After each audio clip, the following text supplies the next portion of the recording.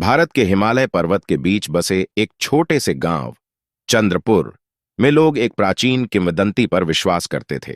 गांव के बुजुर्ग कहते थे कि पास की घाटी में एक रहस्यमय द्वार है जो दूसरी दुनिया में खुलता है, लेकिन वह द्वार हमेशा बंद रहता था और इसे खोलने की कोशिश करने वाला कभी लौट कर नहीं आता था। गांव में रहने वाला 22 साल का अंशुल एक जिज्ञासु और साहसी युवक था। उसकी दिलचस्पी हमेशा रहस्यमय कहानियों में रहती थी।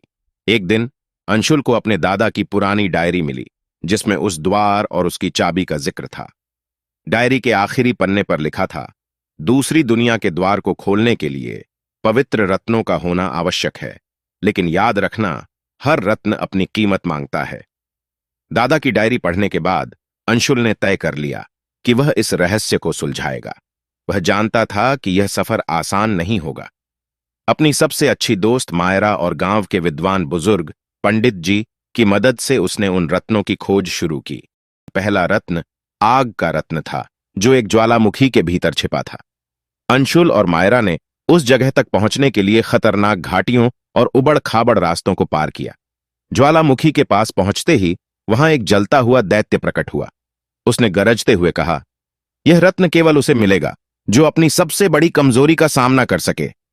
दैत्य ने अंशुल के सामने उसकी सबसे बड़ी कमजोरी प्रकट कर दी।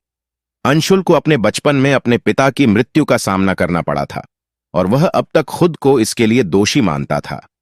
मायरा ने उसे साहस दिलाया और अंशुल ने अपनी भावनाओं का सामना करते हुए दैत्य को हराया। आग का रत्न उनकी झोली में आ गया। दूसरा रत्न जल का रत्न था, जो एक प्राचीन झील की गहराई में छिपा था।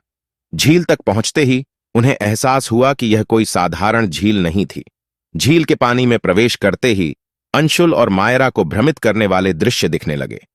मायरा को अपनी सबसे बड़ी असफलता का सामना करना पड़ा। उसने अपने छोटे भाई को एक दुर्घटना में खो दिया था और हमेशा खुद को दोषी मानती थी।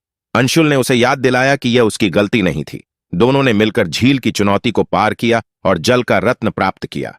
तीसरा रत्न हवा का रत्न एक खंडहर मंदिर में छिपा था, जहां भूतियां हवाएं लगातार चलती थीं। इस बार अंशुल और मायरा को अपनी टीम में पंडित जी को शामिल करना पड़ा, क्योंकि मंदिर में छुपे हुए मंत्र और रहस्यों को केवल वही समझ सकते थे। मंदिर के अंदर उन्हें एक पहेली सुलझानी पड़ी। पहेली ने पूछा, क्या तुम्हारा विश्वास इतना मजबूत है कि तुम अंधेरे में भी आगे बढ़ सकते हो? अंशुल ने आंख बंद कर हवा के झोंकों का सहारा लिया और अंततः हवा का रत्न ढूंढ निकाला। दूसरी दुनिया के द्वार का सामना तीनों रत्न मिलने के बाद अंशुल, मायरा और पंडित जी उस द्वार के पास पहुंचे। द्वार विशाल और रहस्यमय था, जिसके ऊपर अजीबोगरीब प्रतीक बने थे। जैसे ही तीनों ने रत्नों को द्वार में स्थापित किया, धरती हिलने लगी। द्वार धीरे धीरे खुला और उसके पीछे एक अद्भुत दुनिया थी। यह दूसरी दुनिया प्रकाश और अंधकार का मिश्रण थी। वहां के जीव अलग अलग आकार के थे, कुछ बेहद खूबसूरत तो कुछ डरावने। वहां के शासक रुद्र ने उनका स्वागत किया।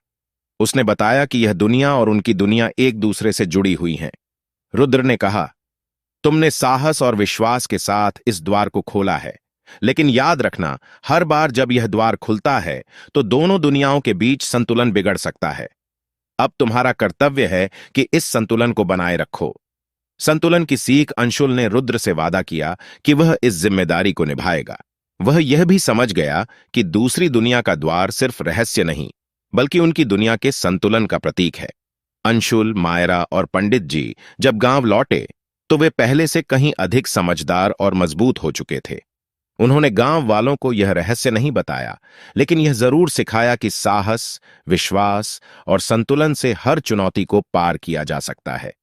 दूसरी दुनिया के द्वार की यह कहानी हमें यह सिखाती है कि हर रहस्य के पीछे एक जिम्मेदारी होती है और उसे समझदारी से निभाना ही असली जीत है।